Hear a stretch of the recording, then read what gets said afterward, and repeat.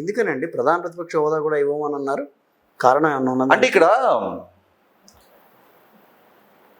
శాసనసభ ప్రొసీడింగ్స్ ప్రకారం 1/10 share of the house, yes, అంటే 175 మంది శాసనసభ్యులు ఉన్న సభలో 17.5 అర శాసనసభ్యుడు రాడు కదా, 17 18 మంది శాసనసభ్యులు నెగ్గితేనే ప్రధాన ప్రతిపక్ష హోదా దక్కుతుంది. ఓకే, అంటే ప్రధాన ప్రతిపక్ష హోదాకి క్యాబినెట్ స్థాయి దక్కుతుంది, అవును, కొన్ని ప్రివిలేజెస్ ఉంటాయి.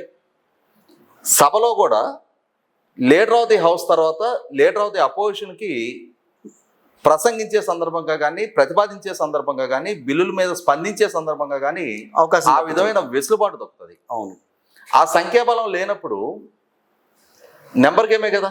అవును, ఇప్పుడు మ్యాజిక్ ఫిగర్ దాటిన వాళ్ళకి ప్రభుత్వాన్ని ఏర్పాటు చేసే వెసులుబాటు దక్కుతుంది. వాళ్ళకే ఎందుకు దక్కుతుంది అంటే ఎస్, ఆ వెసులుబాటు రాజ్యాంగం కల్పించింది. ఎస్, అలాగే 1/10 షేరు కూడా దక్కని తీర్పు ప్రజల నుంచి వాళ్ళకు అటువంటి సంఖ్యాబలం వాళ్ళకి దక్కింది అని అంటే ప్రజలే వారికి ఆ స్థాయి కల్పిలా. ఎస్, కరెక్టే. ఇక్కడ మీరు చరిత్ర కూడా గుర్తు చేసుకుంటే 1984లో ఇందిరాగాంధీ గారి హత్య తర్వాత జరిగిన పార్లమెంట్ ఎన్నికల్లో కాంగ్రెస్ పార్టీ 400 పైగా స్థానాలు దక్కించుకుంది దేశవ్యాప్తంగా.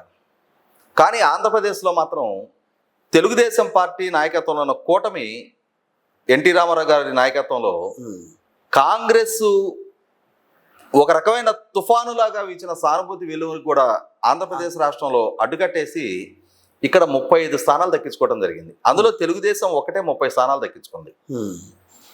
ఆ రోజు పార్లమెంట్లో తెలుగుదేశం ప్రధాన ప్రతిపక్ష గ్రూప్, మిగిలిన ఏ జాతీయ పార్టీకి కూడా భారతీయ జనతా పార్టీ అయితే 2 స్థానాలు అప్పుడు. అవును, ఆ 2 స్థానాల్లో కూడా ఒక స్థానం ఆంధ్రప్రదేశ్లో తెలుగుదేశం తోటి అలయన్స్గా ఉండి హనుమకొండలో జంగారెడ్డి గారు గెలిచారు.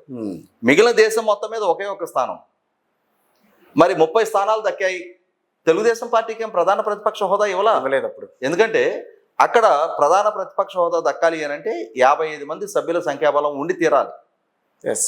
తర్వాత 1994లో ఉమ్మడి రాష్ట్రంలో ఆంధ్రప్రదేశ్ శాసనసభలో ఆ రోజు కాంగ్రెస్ పార్టీకి 26 స్థానాలే దక్కినాయి.